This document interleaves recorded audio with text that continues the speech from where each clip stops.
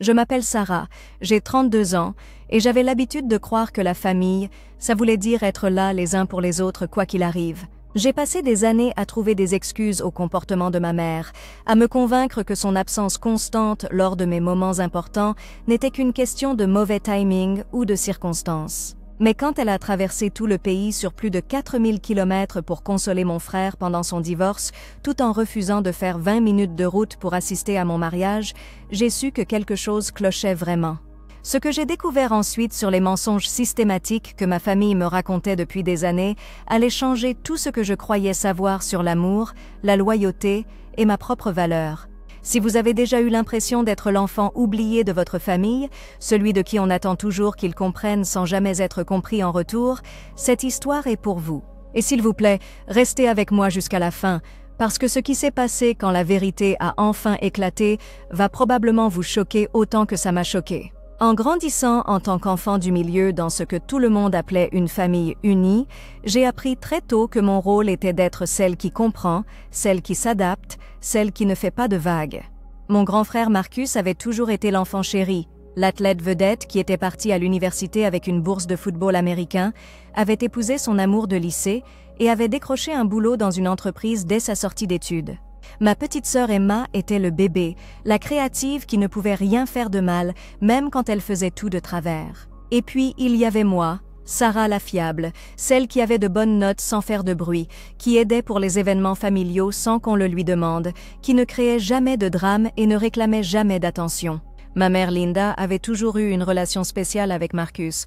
Elle avait assisté à chacun de ses matchs de football américain au lycée et à l'université, faisait 6 heures de route aller-retour juste pour le voir jouer 30 minutes. Elle lui organisait des fêtes d'anniversaire somptueuses même après son mariage, et quand il a acheté sa première maison, elle a passé des semaines à l'aider à décorer et à s'organiser. Avec Emma, elle était infiniment patiente et bienveillante, finançant des cours d'art et du matériel photo, exposant fièrement le travail d'Emma dans toute la maison et se vantant auprès de quiconque voulait l'entendre de sa fille artiste. Avec moi, il y avait toujours une raison pour laquelle elle ne pouvait pas vraiment venir à mes événements.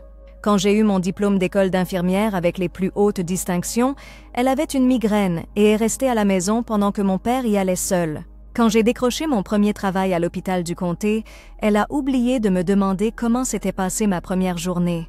Quand j'ai acheté ma première voiture avec l'argent que j'avais économisé en faisant des doubles équipes, elle a à peine levé les yeux de ses mots croisés quand je lui ai montré les clés. Le schéma était si prévisible que j'avais arrêté d'attendre autre chose. Mais je me disais que c'était normal. Je me convainquais que certains enfants demandent simplement plus d'attention, que Marcus avait besoin de ce soutien parce qu'il était sous pression, qu'Emma avait besoin d'encouragement parce qu'elle peinait à trouver sa voie. Je me persuadais que l'amour de ma mère pour moi était plus discret, plus pratique, qu'elle me faisait confiance pour être autonome d'une façon dont elle ne faisait pas confiance aux autres. J'avais fait la paix avec le fait d'être l'enfant facile. Quand j'ai rencontré David pendant ma 2e année d'études d'infirmière, j'ai eu l'impression d'avoir enfin trouvé quelqu'un qui me voyait vraiment. Il remarquait quand j'étais fatiguée après une équipe difficile, il célébrait mes petites victoires et il me donnait l'impression d'être digne d'attention et de soins.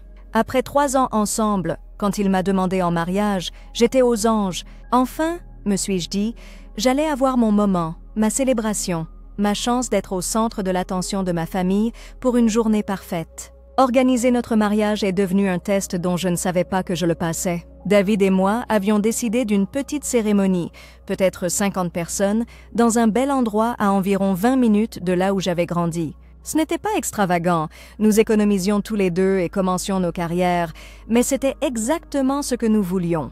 Quand j'ai appelé ma mère pour lui annoncer nos fiançailles, sa réaction a été tiède au mieux. Elle m'a félicitée mais s'est immédiatement mise à parler de combien les mariages coûtaient cher et qu'on devrait peut-être juste organiser un petit dîner de famille à la place. J'ai continué malgré tout, lui envoyant les cartons « Réservez la date », 9 mois à l'avance, des mises à jour régulières sur l'avancement de nos préparatifs et plusieurs invitations à participer aux achats de robes ou au choix du lieu. À chaque fois, elle était occupée ou fatiguée ou s'occupait d'autre chose. Quand j'ai trouvé ma robe dans une petite boutique et que j'ai appelé pour demander si elle voulait venir la voir, elle m'a dit qu'elle me faisait confiance et que je n'avais pas besoin de son approbation pour tout. Quand j'ai demandé si elle voulait aider avec les fleurs ou les décorations, elle a dit qu'elle n'était pas créative comme Emma et qu'elle ne ferait probablement que gêner. Le contraste est devenu douloureusement évident quand Marcus a annoncé qu'il avait des problèmes avec sa femme Jessica. Soudain, ma mère avait un temps et une énergie infinie. Elle l'appelait tous les jours pour prendre de ses nouvelles, conduisait jusqu'à chez lui pour lui apporter des plats faits maison et passait des heures à l'écouter analyser chaque détail de son mariage qui battait de l'aile. Quand Jessica a déménagé et a demandé le divorce, ma mère est entrée en mode crise totale. Elle a fait des recherches sur les avocats spécialisés en divorce, l'a aidé à organiser ses finances et a même proposé de le laisser revenir dans sa chambre d'enfance s'il avait besoin de temps pour se remettre sur pied.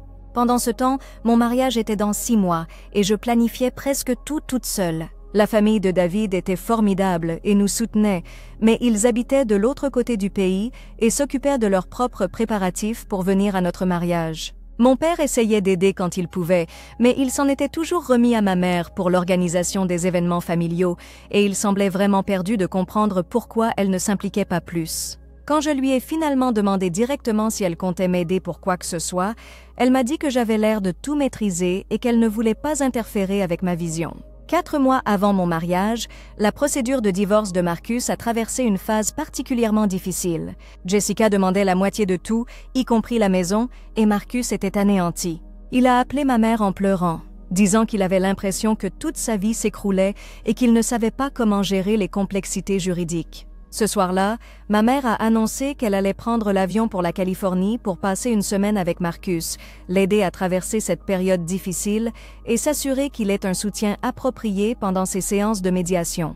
J'étais stupéfaite. Ma mère, qui prétendait qu'elle ne pouvait pas conduire 20 minutes pour regarder des lieux de mariage avec moi, prévoyait de parcourir 5000 kilomètres en avion pour tenir la main de mon frère pendant son divorce. Quand j'ai souligné le contraste, elle s'est mise sur la défensive et m'a dit que Marcus traversait une vraie crise, tandis que moi, je ne faisais que planifier une fête. Elle a dit que les mariages étaient censés être des occasions joyeuses qui ne nécessitaient pas de gestion de crise, tandis que les divorces étaient des expériences traumatisantes qui exigeaient le soutien de la famille.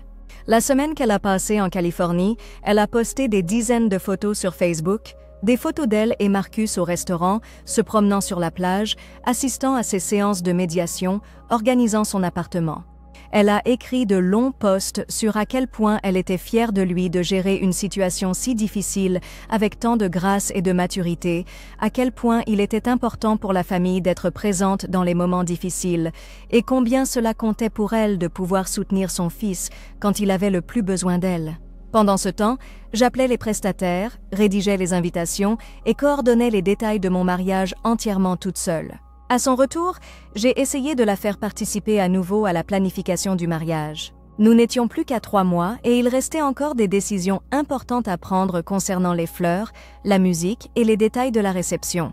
J'ai demandé si elle voulait m'accompagner pour un dernier essayage de robe et elle a dit qu'elle était trop épuisée par son voyage pour s'engager à quoi que ce soit ce week-end-là.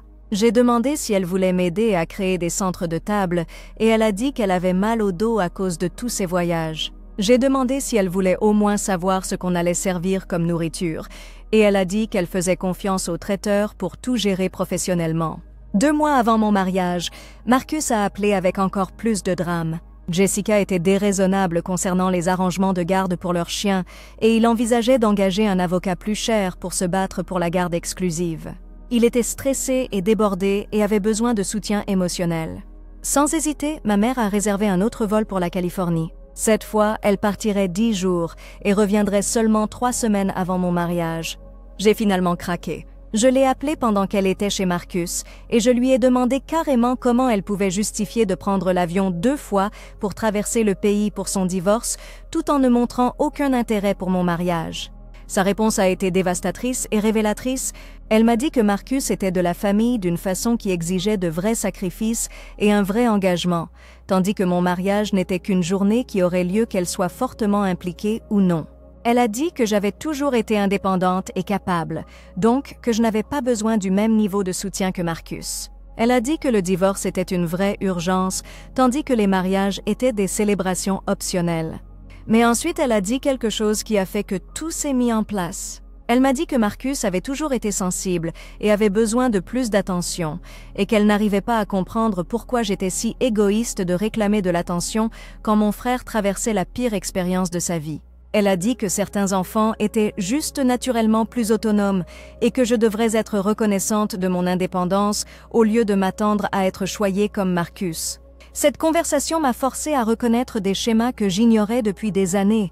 Ma mère n'avait jamais vu mes réussites comme méritant d'être célébrées ou mes difficultés comme méritant du soutien. Quand j'avais travaillé 3 boulots pour payer mes études d'infirmière, elle avait fait remarquer que j'étais intelligente d'être si responsable avec l'argent.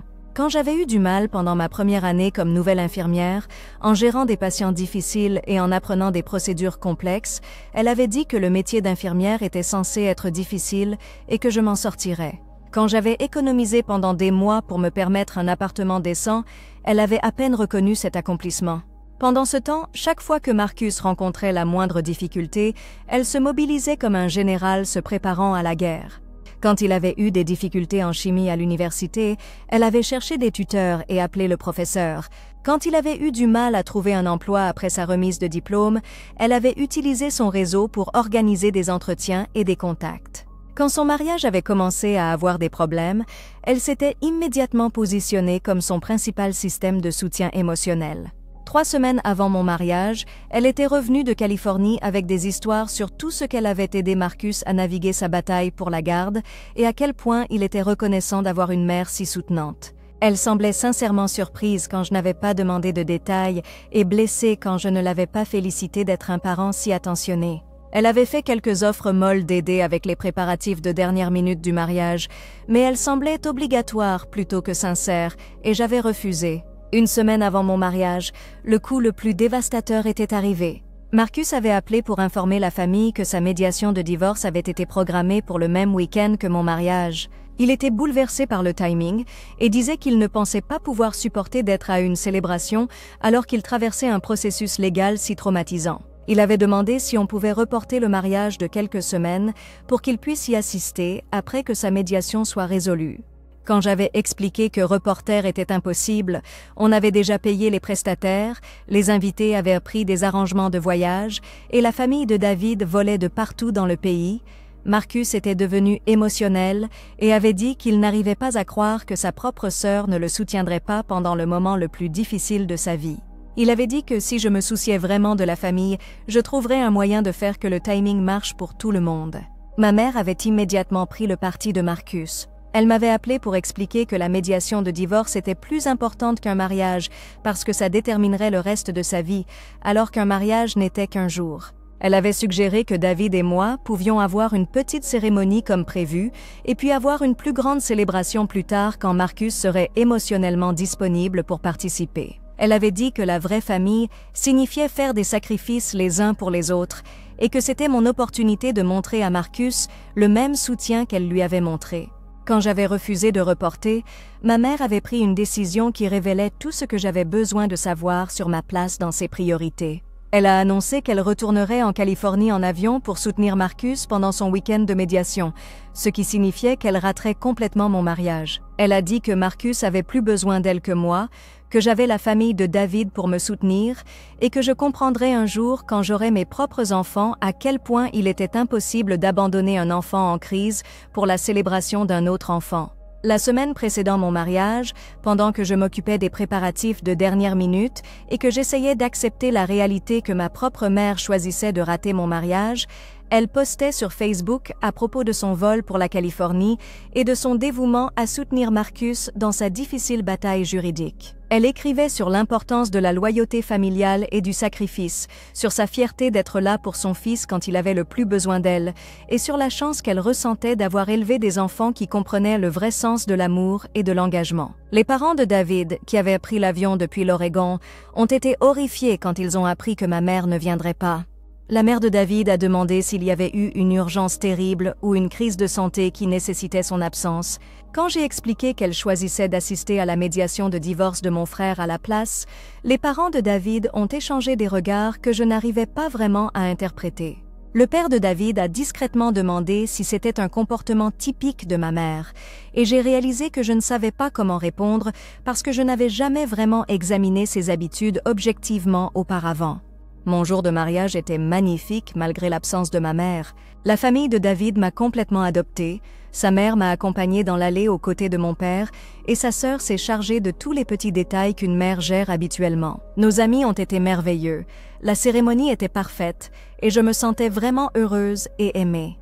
Mais il y avait un vide indéniable là où ma mère aurait dû être, une tristesse qui a assombri même les moments les plus joyeux. Pendant la réception, plusieurs amis de la famille se sont approchés de moi pour demander où était ma mère.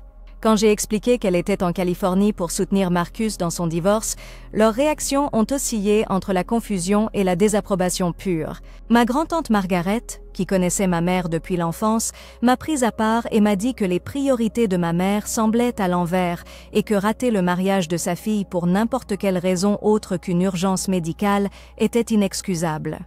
Plusieurs personnes ont fait remarquer qu'elles n'avaient jamais entendu parler d'une mère qui ratait le mariage de son enfant pour quelque chose qui n'était pas une question de vie ou de mort. Mais le moment le plus révélateur est arrivé quand ma cousine Jennifer, qui a l'âge de Marcus et avec qui j'ai grandi, s'est approchée de moi vers la fin de la soirée. Elle m'a dit qu'elle devait partager quelque chose qui la tracassait depuis des mois.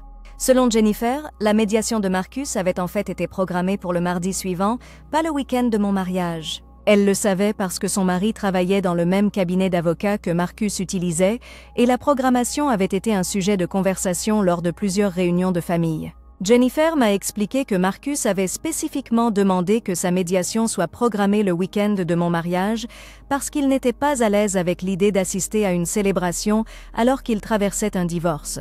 Il avait dit à ma mère que ce serait trop difficile émotionnellement pour lui de me voir heureuse alors que son propre mariage se terminait et qu'il préférerait avoir le soutien de la famille pendant ses procédures judiciaires plutôt que de devoir faire semblant d'être heureux à un mariage. Ma mère avait apparemment accepté que ses besoins émotionnels étaient plus importants que mon mariage et ensemble ils avaient créé cette histoire de conflit d'horaires inévitable. Cette révélation m'a frappée comme un coup physique. Ma mère n'avait pas raté mon mariage à cause d'une urgence ou d'un conflit inévitable. Elle avait raté mon mariage parce qu'elle et Marcus avaient décidé que son confort était plus important que ma célébration, que ses sentiments étaient plus valides que les miens et que le soutenir dans une procédure judiciaire de routine était plus significatif que de célébrer le jour le plus important de ma vie. Quand j'ai confronté ma mère à propos de la révélation de Jennifer, sa réponse a été encore plus dévastatrice que son absence originale. Au lieu de s'excuser ou de montrer des remords, elle est devenue défensive et en colère. Elle m'a dit que l'horaire spécifique de la médiation de Marcus était sans importance parce qu'il traversait une crise émotionnelle qui nécessitait le soutien de la famille.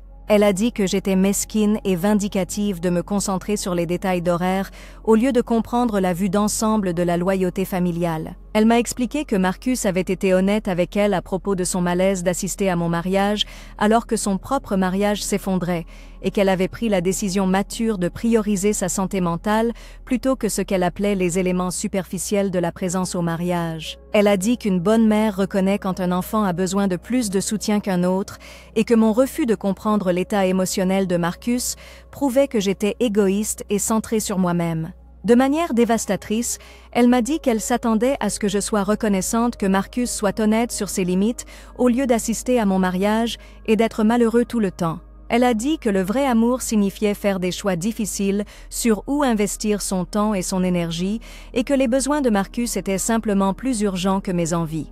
Elle a conclu en disant que si je ne pouvais pas comprendre la différence entre soutenir quelqu'un à travers une crise et célébrer quelqu'un lors d'une occasion heureuse, alors j'avais beaucoup de maturité à acquérir. Cette conversation m'a forcé à prendre du recul et à examiner toute ma relation avec ma mère sous un angle complètement différent. J'ai commencé à repenser à toutes les fois où elle avait été indisponible pour mes réussites et mes célébrations, et j'ai réalisé qu'il y avait toujours eu des raisons, toujours des excuses, toujours quelqu'un ou quelque chose d'autre qui prenait la priorité.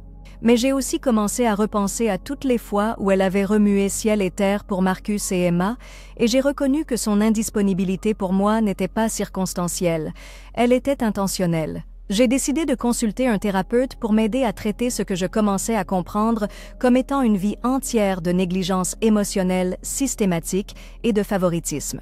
Mon thérapeute m'a aidé à reconnaître que le comportement de ma mère correspondait à des schémas clairs de bouc émissaire, où un enfant est constamment traité comme moins important, moins méritant d'attention et de soutien, et plus responsable d'être compréhensif et flexible quand les besoins familiaux entrent en conflit. Grâce à la thérapie, j'ai commencé à comprendre que ma mère m'avait entraîné depuis l'enfance à attendre moins, exiger moins et accepter moins que mes frères et sœurs.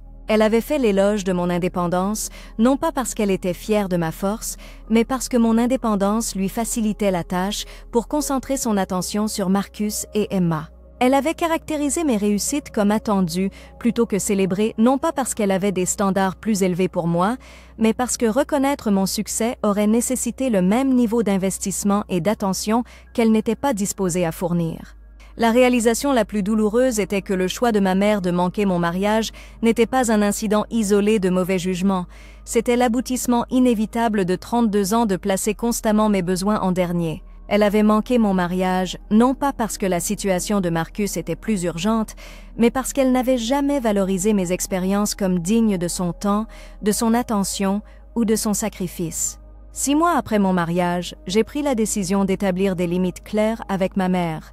Je lui ai écrit une lettre expliquant que je n'accepterais plus d'être traitée comme une priorité secondaire dans notre famille, que je ne trouverais plus d'excuses à son indisponibilité systématique et qu'à l'avenir, notre relation devrait être basée sur le respect mutuel et un investissement authentique plutôt que sur ma compréhension et mes accommodements sans fin.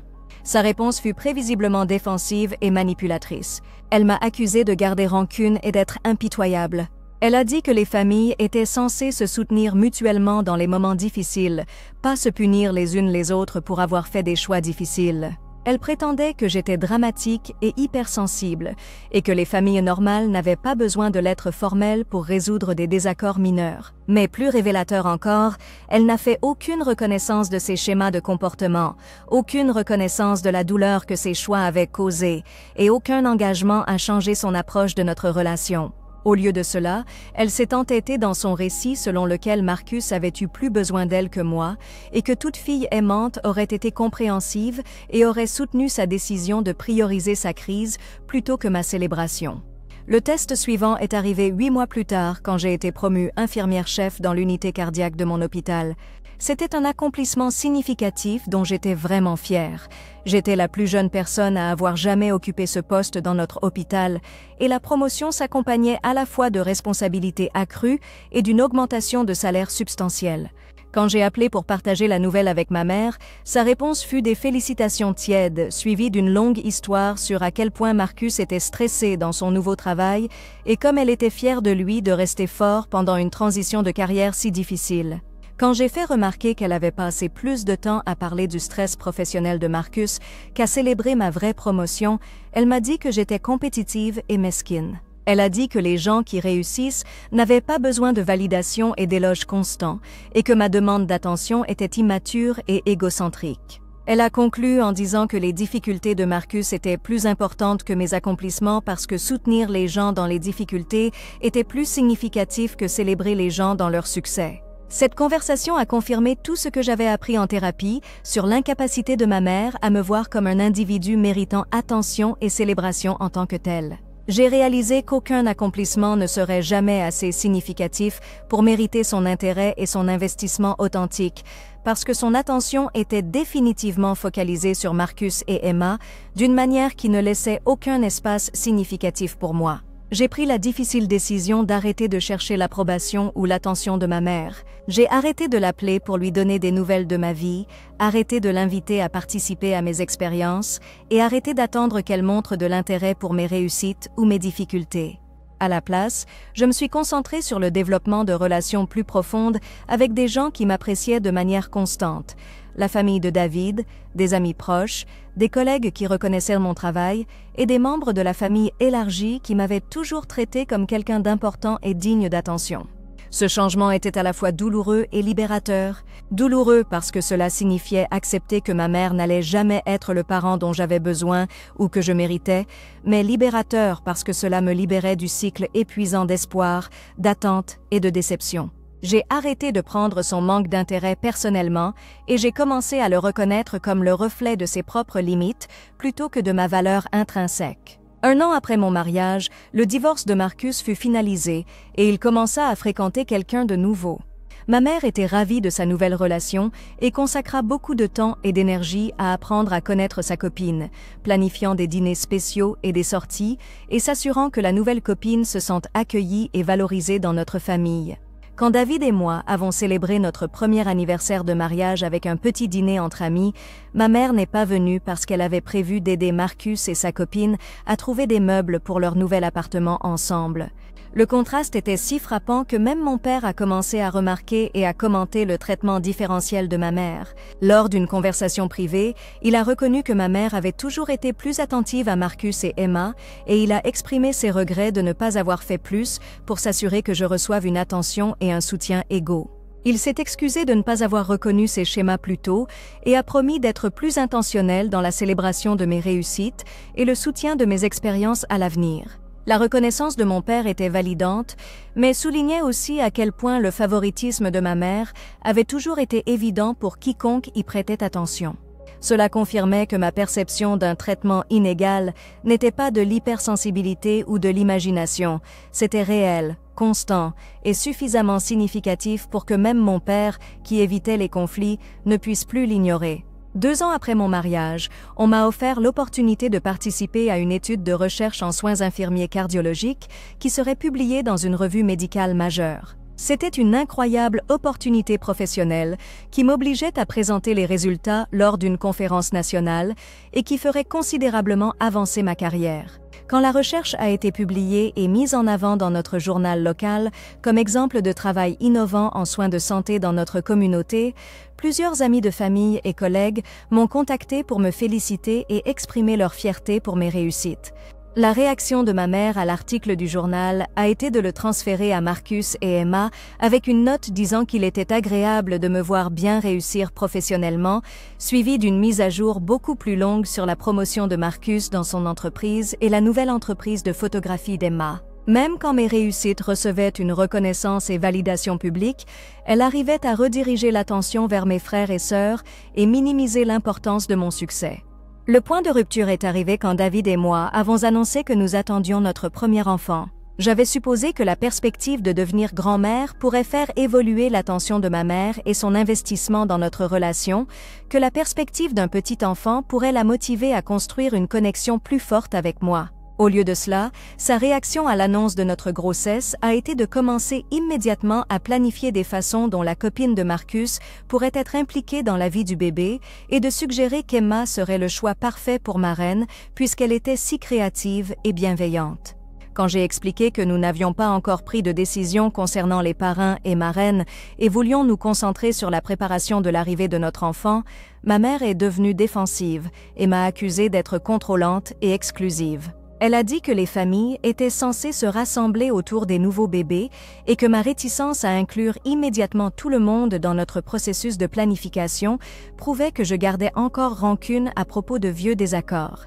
Son incapacité à se concentrer sur David et moi en tant que futurs parents, sa redirection immédiate de l'attention vers mes frères et sœurs et sa caractérisation de mon désir de prendre nos propres décisions parentales comme de la rancune vindicative ont confirmé qu'avoir un enfant n'allait pas changer la dynamique de notre relation. Si quoi que ce soit, cela allait étendre les schémas de favoritisme et de rejet à la génération suivante. J'ai pris la décision de protéger mon enfant, de vivre la même négligence systématique et le même traitement différentiel qui avait défini mon enfance. J'ai établi des limites claires concernant l'implication de ma mère dans la vie de notre enfant, expliquant que nous accueillerions sa participation si elle pouvait démontrer un intérêt et investissement constant dans notre famille en tant qu'individu plutôt qu'en tant qu'extension de ses relations préférées avec Marcus et Emma. Sa réaction a été de m'accuser d'être vindicative et manipulatrice, d'utiliser ma grossesse pour la punir de ses décisions passées et de l'empêcher d'être grand-mère à cause de mes propres problèmes émotionnels.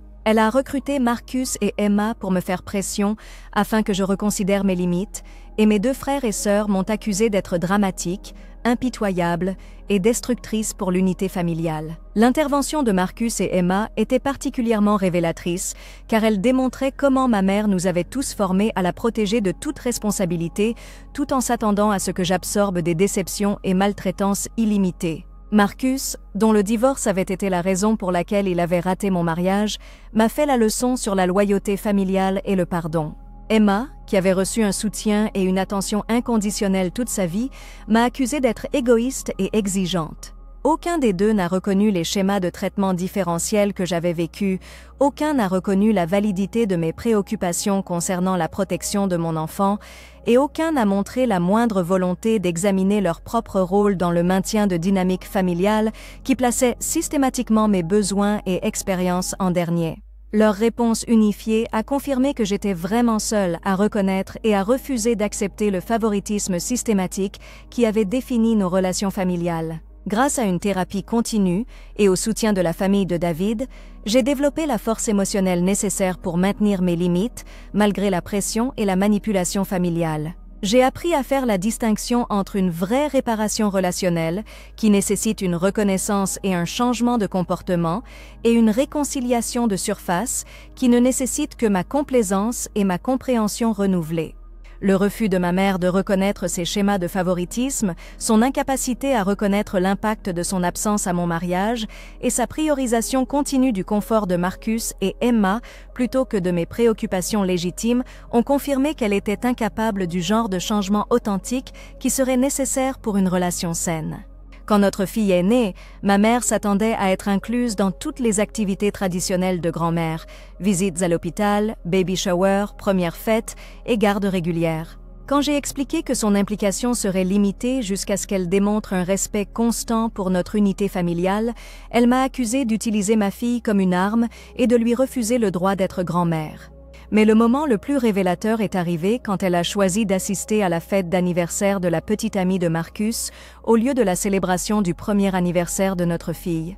Quand j'ai souligné le symbolisme de rater encore une étape majeure de ma vie, elle m'a expliqué que la copine de Marcus traversait une période difficile au travail et avait besoin du soutien familial, tandis que notre fille était trop jeune pour se souvenir de son premier anniversaire de toute façon. Le fait qu'elle ait raté le premier anniversaire de notre fille pour les mêmes raisons et avec les mêmes justifications qu'elle avait raté mon mariage m'a confirmé que rien n'avait changé dans son système de valeurs ou ses priorités. Mon enfant, comme moi, passerait toujours après les besoins et le confort de Marcus et ses célébrations seraient toujours jugées moins importantes que ses crises ou ses relations à lui. Cette prise de conscience m'a donné une clarté totale sur la nécessité de maintenir des limites strictes pour nous protéger, ma fille et moi, de subir la négligence émotionnelle systématique qui avait défini mon enfance. J'ai arrêté d'attendre que ma mère change et j'ai commencé à me concentrer entièrement sur la construction de relations positives avec des gens qui valorisaient et priorisaient notre famille de manière appropriée. Aujourd'hui, 3 ans après mon mariage et 2 ans après la naissance de notre fille, j'ai construit une vie centrée sur le respect mutuel, le soutien authentique et l'amour constant. Les parents de David sont des grands-parents activement impliqués qui célèbrent nos réussites et nous soutiennent dans les épreuves. Mes collègues de travail reconnaissent et apprécient mes contributions, mes amis investissent dans notre relation de manière réciproque et j'ai trouvé la paix en acceptant les limites de ma mère tout en refusant d'accepter ses mauvais traitements. Ma mère continue de soutenir qu'elle n'a rien fait de mal en ratant mon mariage, que son choix de prioriser les besoins émotionnels de Marcus était approprié et mature, et que mes limites continues sont la preuve de ma nature vindicative et impitoyable. Elle n'a jamais reconnu les schémas de favoritisme qui ont défini mon enfance, n'a jamais reconnu l'impact de son indisponibilité constante et n'a jamais pris la responsabilité de la douleur que ses choix ont causée. Mais je n'ai plus besoin de sa reconnaissance ou de sa validation pour connaître ma valeur. Grâce à la thérapie, aux relations de soutien et au succès professionnel, j'ai appris que ma valeur ne dépend pas de la reconnaissance de ma mère, que mes réussites ont du sens indépendamment de son intérêt et que je mérite d'être priorisée et célébrée par les gens qui prétendent m'aimer. La leçon la plus importante que j'ai apprise, c'est que les relations biologiques ne méritent pas automatiquement une patience et des accommodements illimités. Les membres de la famille, comme toutes les personnes, gagnent un accès continu à nos vies par leur traitement envers nous, leur respect pour nos expériences et leur investissement dans notre bien-être.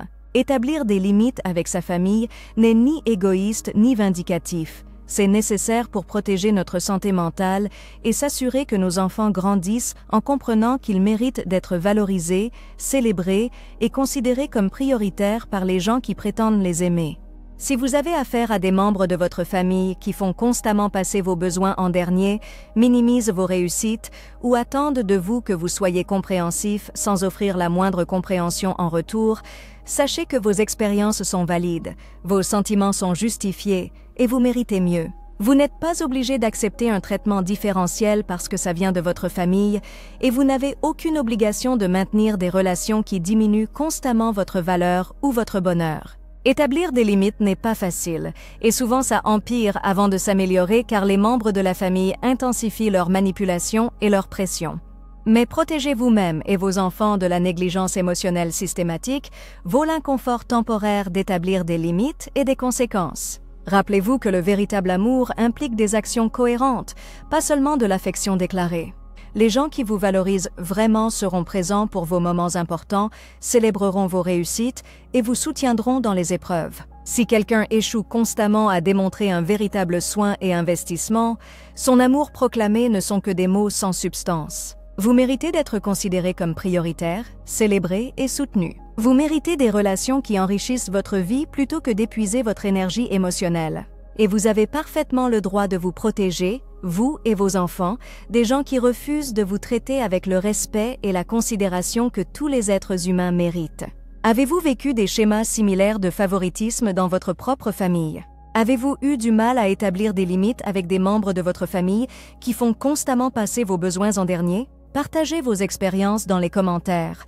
Cette communauté est là pour se soutenir mutuellement dans ces parcours difficiles, mais nécessaires vers des relations plus saines et des limites plus solides. Et si cette histoire vous a touché, n'hésitez pas à liker et vous abonner pour m'aider à atteindre d'autres personnes qui pourraient avoir besoin d'entendre qu'elles ne sont pas seules dans ces expériences.